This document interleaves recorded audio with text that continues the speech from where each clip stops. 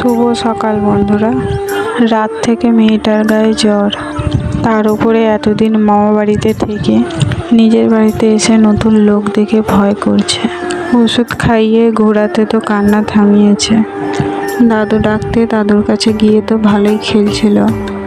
উপরে এসে ঝটপট তো বিছানাটা গুছিয়ে নিয়েছি, কিছু কাচাকুচি বাকি ছিল সেগুলো কেচে তো ছাদে মিলে দিয়ে চলে আসছি।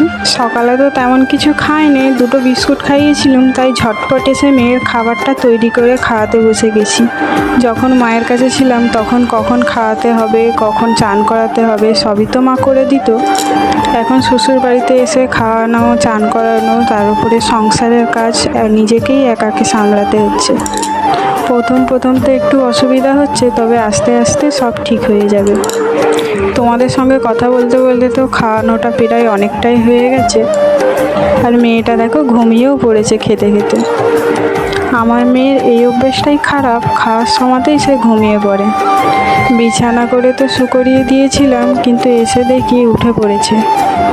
প্রচণ্ড গরম লাগছিল বলে চানটাও করে হেলেছি, কাপড়টা ছাদে মিলতে দিয়ে এসছি।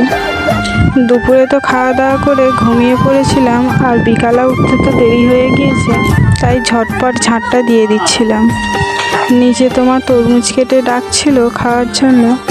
এই সময় তো তরমুজ খেতে ভালোই লাগে। ভিডিওটা কেমন হয়েছে কমেন্ট করে তোমরা জানিও।